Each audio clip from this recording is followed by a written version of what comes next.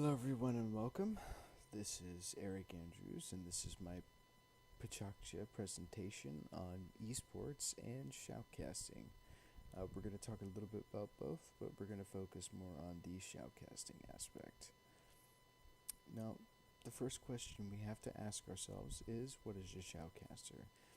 Well, the shoutcaster is the guy when you watch sports like football or a competitive video game, for instance. He's going to give you the play by play of what's going on in front of you, so you can hear it and get a better sense of what's happening. Now, John Madden, probably one of the best examples of casters, and ESPN being the most renowned casting company example. Most of you know ESPN, doing casting games like football and baseball. Very popular, definitely. Um, but let's talk about casting in video games now. With the ever growing fan base of competitive video games, companies are having to come up to do, like ESPN, to do casting for these different competitive games.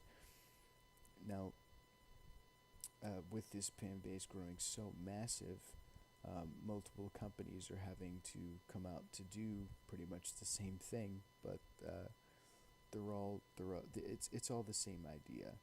Um, but these teams are competing across the world for these huge pots and for all this recognition.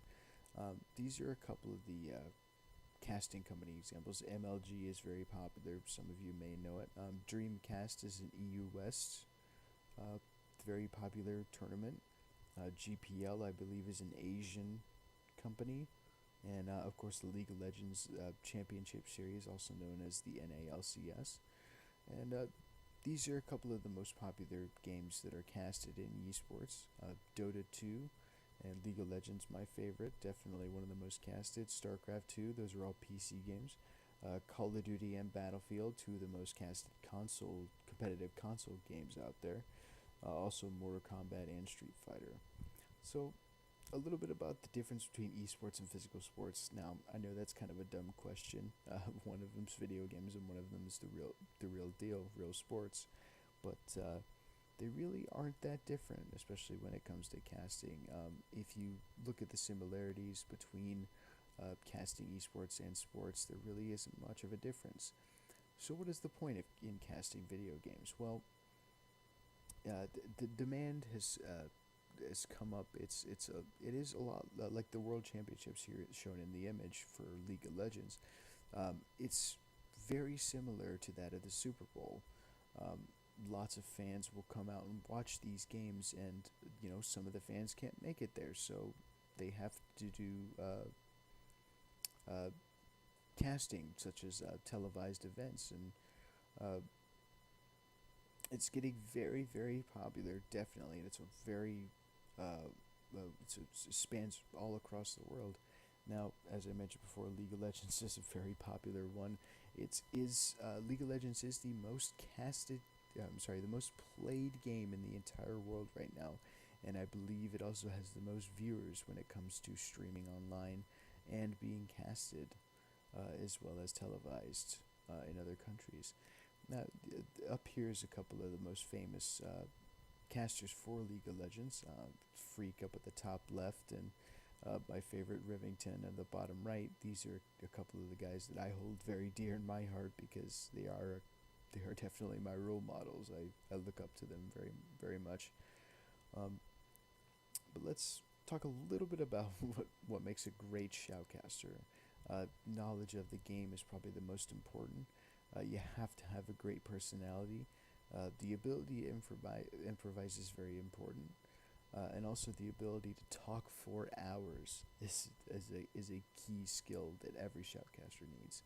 So, what's the future of esports? Well, I believe it's esports across the world is going to become just as big as ESPN is in North America.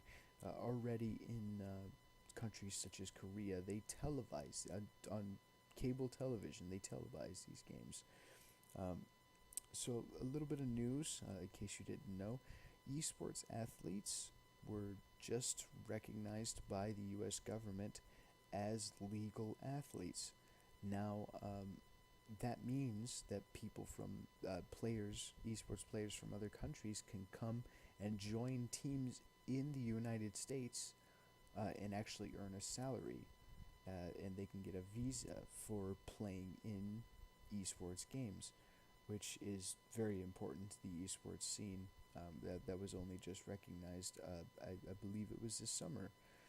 So that's a very big step in the future of esports. So, why did I want to be a shoutcaster? Well, I have 20 seconds. So, I want to be a shoutcaster because I've always wanted to get into programming for a very long time, and this is the easiest way I've found to actually get into it. And I love what I do. So, my casting experience is with a company called Thunderdog Esports.